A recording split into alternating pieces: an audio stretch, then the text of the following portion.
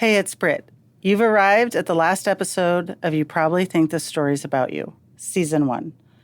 I barely made it to the end, so thank you for coming along with me. Over the last 8 weeks, I've shared some of the worst and best parts of my life. Sharing my story has brought my family closer together. And in the end, connecting with you and them makes everything worthwhile. While this is the last chapter of the season, my story is far from over. I will be posting updates of Season 2 and bonuses on my Instagram at brittani.ard. I'm also sharing my daily life. I'm not for everybody, but if I'm for you, keep listening. We have some great bonuses and teasers coming. If you have a moment, please post a rating on Apple Podcasts or Spotify. Reviews are so helpful. And with that, I give you episode 8. How much is your sister worth? Well, I don't think the situation would have happened if Granny was still here. When she died, it broke me. It ruined the way that I normally handle the hard stuff. And I actually had to deal with my feelings and the grief and that loss.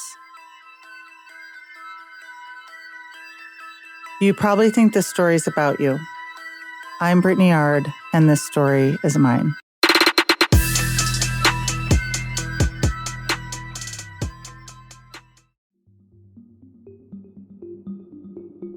I've approached all my relationships since Granny died as being willing to get hurt, being open to the fact that if I'm not authentic and I don't actually show people my soft spots, I won't truly have a connection. And going into this relationship with Kanon, I made sure that I did that.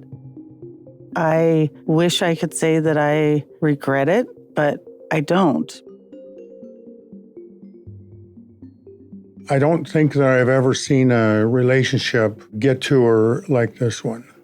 And she's had plenty of interactions that should be more devastating. It didn't just go away.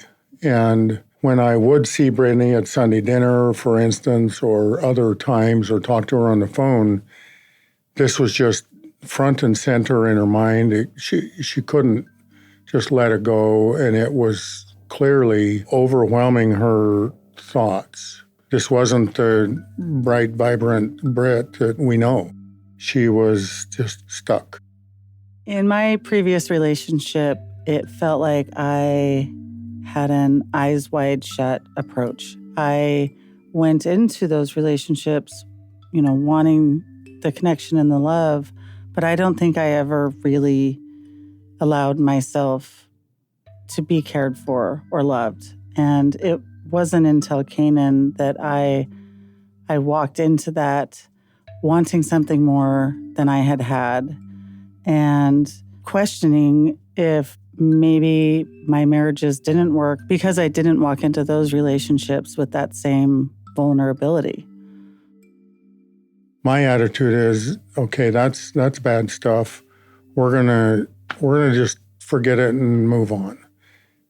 I kind of was expecting that moment to happen sometime, that she could just let it go on this. But every time we'd get together or talk, she'd want to talk about it, and had learned more and found out about these other women that have had the same experience.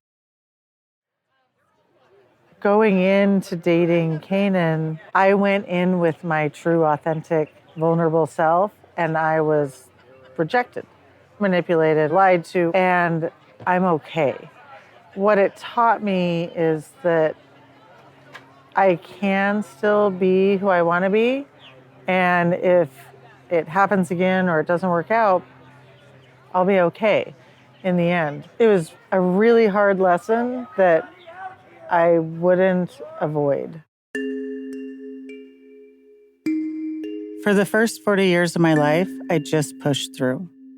Last week in therapy, my therapist was saying that when we had talked about me becoming a more vulnerable person, he didn't expect me to full send it. And share it with anyone that would listen.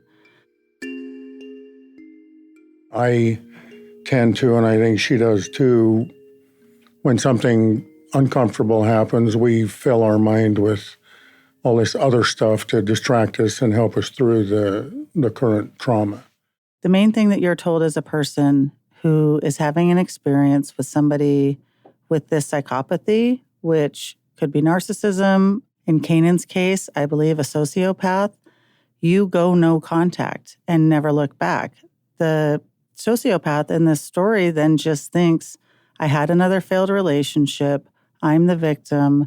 What we've learned in Kanon's case is you keep doing this and you keep thinking that you're getting away with it. There's more women, there's more lies, more manipulation, and he's never going to stop. After talking to these other women, especially face to face, it really became apparent that he fucked me up. In my brain, I went into that relationship wanting to be vulnerable and open and honest about who I was and what I expected. And, probably felt like I had done everything right.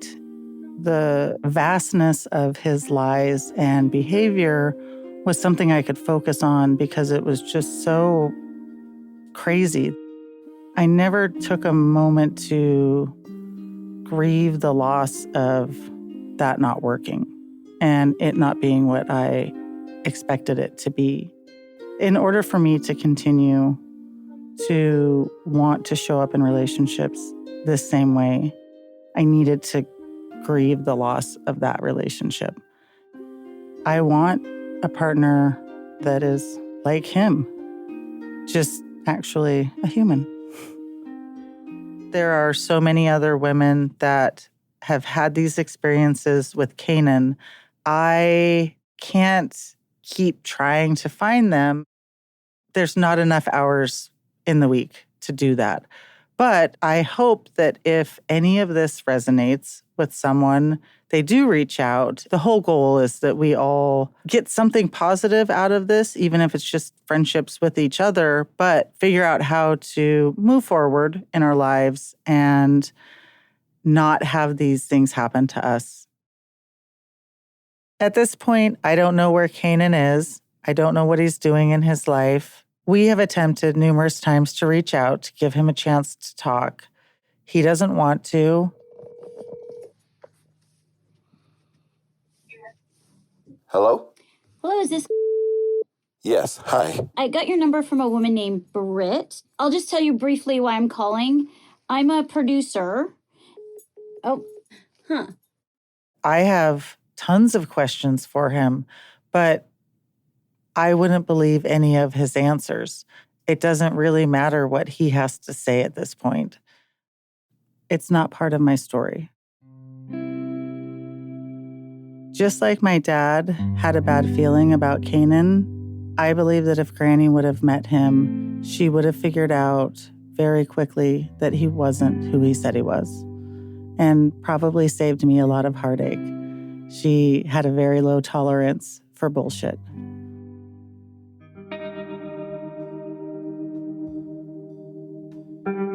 I give all of that credit to Granny. I just do, because Granny taught us all, not just Britt, but she has taught this whole Sunday dinner crowd how to do it, what to do, what matters, what doesn't. You can be mad at each other, and you're still going to sit down and have dinner and figure it out.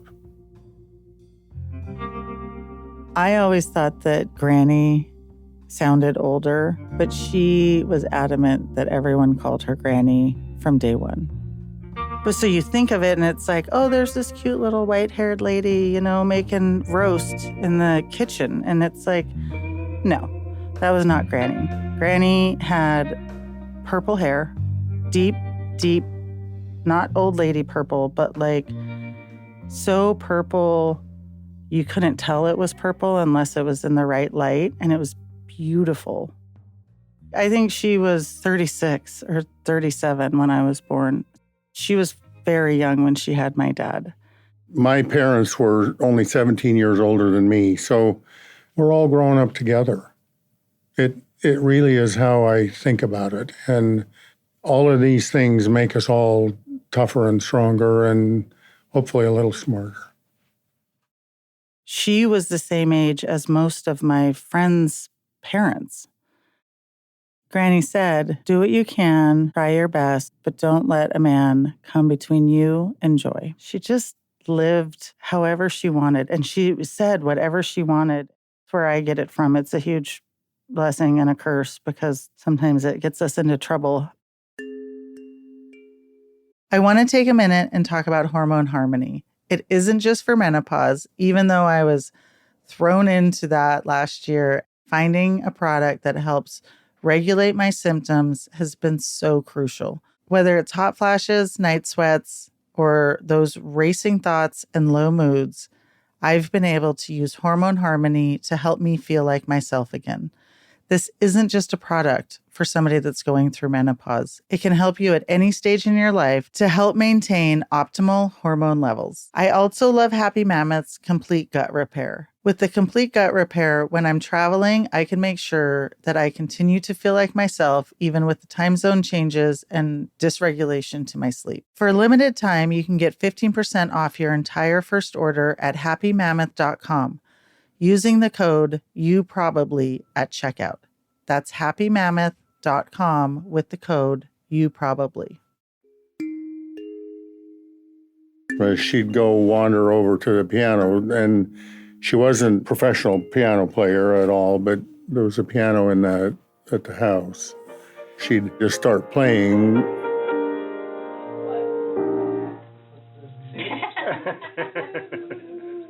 No thinking. And everybody, of course, would just kind of stop. She had it, but it always took her a few stabs to get it to work right. She's the most important part of this whole story. When I would spend summers with her when we were younger, it was just so comforting because there was just food all the time, like great food. And when you are trying to feed you and your sister macaroni and cheese, and, sometimes I'd get really creative and cut up hot dogs in my SpaghettiOs, which is so good, by the way.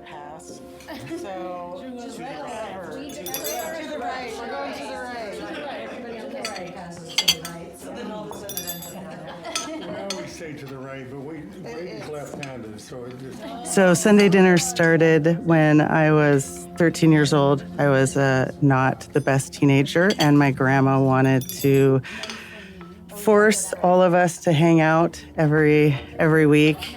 And so she started doing Sunday dinners, and we'd go over. She had a tiny little house at the time, and 8 of us, I think, would scrunch around her table. But it really quickly became my favorite 3 hours of the week, even through that teenage time. And it just grew. We come down every Sunday to Sunday dinner and continue that tradition. Once you get through that gate, you are in your own land and can relax and calm down and just enjoy the crowd. And it's the best. It's bring a friend, just come on in, doesn't matter, come on in. My favorite part of Sunday dinners was always the hour before everybody showed up. I would go early and help her cook.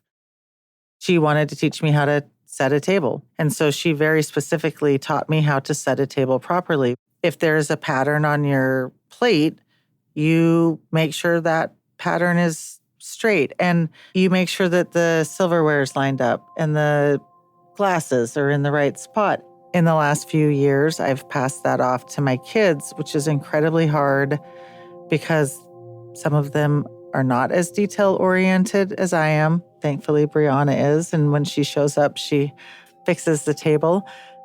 Knife and then spoon are on the right side, fork is on the left side. Knife you want to face in, so you don't want the blade facing out. And all the bottoms of the silverware are lined up, so you have the plate and then it's all lined up. So Like, you're going to put the glass right there. I keep showing up late, and then I get there, and I'm like, okay, I'll fix it all now. You're doing it wrong. I mean, they're doing a great job. They're doing the best they can. Everyone kind of has their role, and like I know what 5 people are going to be helping with dinner. Braley would help me set the table. My dad will immediately walk in the back door, grab the paper bag and the potatoes and start peeling. She fed us, all of us, all the time. I mean, it was just, I guess her love language was, feeding people. And it wasn't like this elaborate meals. It was just good food. After Granny died, I wasn't able to just push through. I really had to sit in grief as physical pain. I was losing another woman that was so important in my life.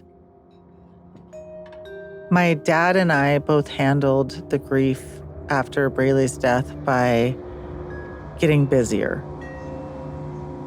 The depth of that loss was bigger than any person should sort of have to experience. The next week was a blur, and a day turned into a week turned into a month, and then a year later, it's like, we have to clean out this apartment. It sat for a year, untouched. It was my dad's apartment building, so we could.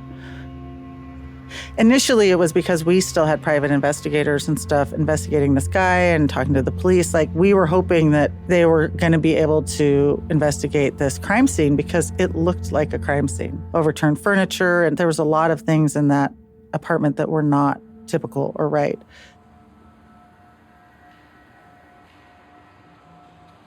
I think I'm the one that was like, we can't leave it there forever. There was a part of me that wanted to learn more about her, and the only way I really could was to go through her apartment and to see the stuff that she didn't share.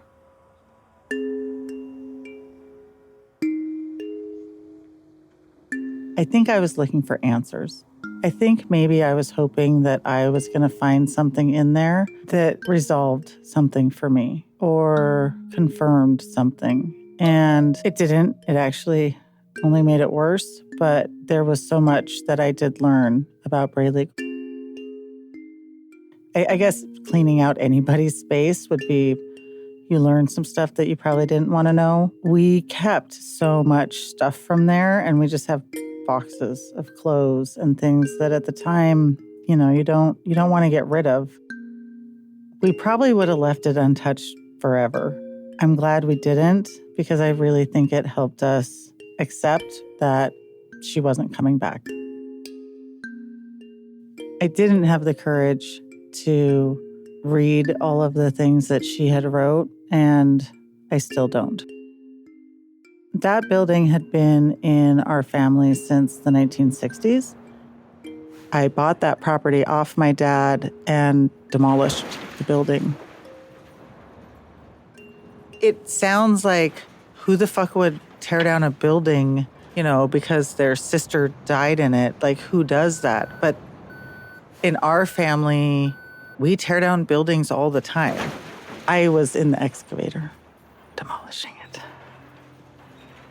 The building itself is just wood and bricks and concrete and a thought somebody had. The home part is who you're with. I mean, tearing down the building, it felt good. That apartment and that building wasn't Braley. That building no longer had that family connection for us. So we redeveloped it and made it something beautiful.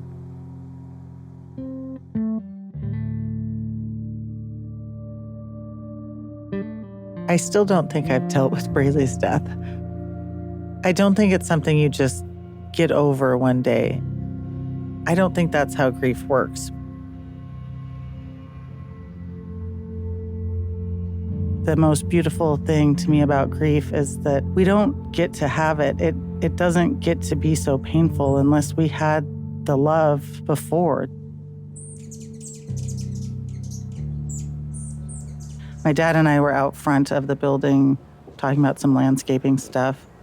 We're arguing about which type of hedge that we want to put in the backyard. And this hummingbird came and like circled us and then just left. And I didn't see it until it was flying away.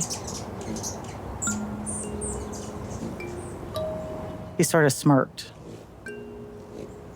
I immediately feel better. I smile. I recognize that same spirit that we all felt when we interacted with Braley.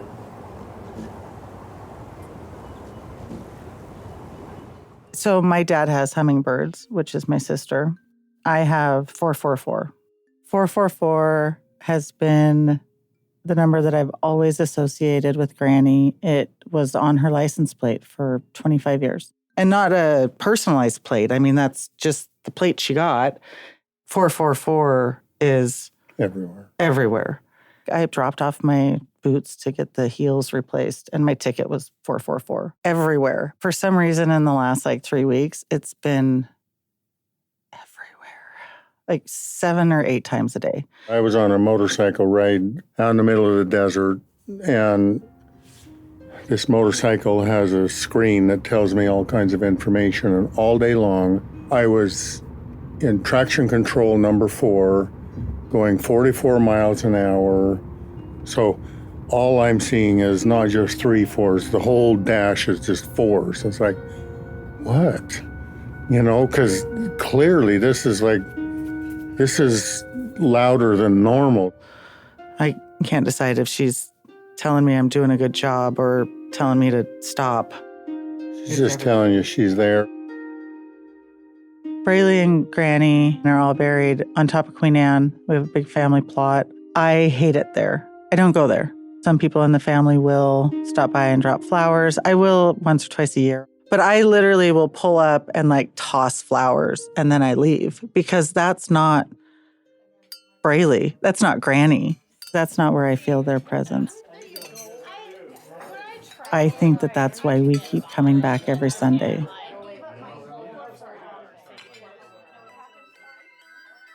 I don't know that my story is going to have the fairy tale ending. I'm not willing to sacrifice any part of me to get it.